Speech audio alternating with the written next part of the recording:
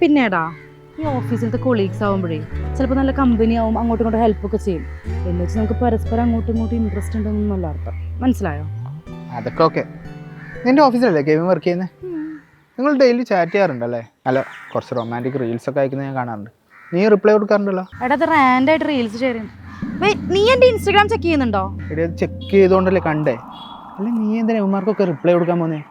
എല്ലാത്തിനും മനസ്സിലിപ്പോൾ എന്താണെന്ന് എനിക്കറിയാം. നിനക്കെന്നെ ഇപ്പം ഇത്ര ട്രസ്റ്റേ ഉള്ളൂ. എടി ഇത് ട്രസ്റ്റിൻ്റെ കാര്യമൊന്നുമല്ല, ഒരു ഗേൾ ഫ്രണ്ടിനോട് തോന്നുന്നൊരു കെയർ മാത്രമാണ്. അത് നിനക്കൊന്നും പറഞ്ഞാൽ മനസ്സിലാവില്ല.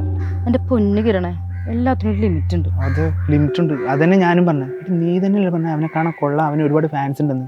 എന്നെ കാണാൻ കൊള്ളാവുന്നുണ്ട്. മെസ്സേജ് സൈഡിൽ നിർത്തിയല്ലേ? മതി നിർത്ത്. ഇത്രയ്ക്ക് ചീപ്പായിട്ട് ചിന്തിക്കാൻ നിനക്ക് മാത്രമേ പറ്റുള്ളൂ. നീ ഒരിക്കലും മാറില്ല, നീ തന്നെ പ്രൂവ് ചെയ്തോണ്ടിരിക്കുക. ഈ റിലേഷൻഷിപ്പ് സേവ് ചെയ്യാൻ വേണ്ടി ഞാൻ എൻ്റെ മാക്സിമം ട്രൈ ചെയ്ത്, പക്ഷെ എനിക്കിത് പറ്റുന്നില്ല. അല്ലെങ്കിൽ നിന്റെ പ്രാന്തൊക്കെ ഞാൻ എന്തിനാണ് ക്ഷമിക്കുന്നത്? പ്രാന്തോ? എന്നെ ഇങ്ങനെ ആക്കുന്നത് നീയാണ്. ഇത്രയും സാക്രിഫൈസ് ചെയ്ത് ഇതുവരെ എത്തിയത് നീ കാരണമാണ്. ഇപ്പം നോക്ക്, ഞാൻ നിനക്ക് വേണ്ടിയാ മാറിയേ. നീ ആദ്യം ഒരു കാര്യം മനസ്സിലാക്കണം. നീ മാറേണ്ടതേ എനിക്ക് വേണ്ടിയല്ല, നിനക്ക് വേണ്ടി തന്നെ.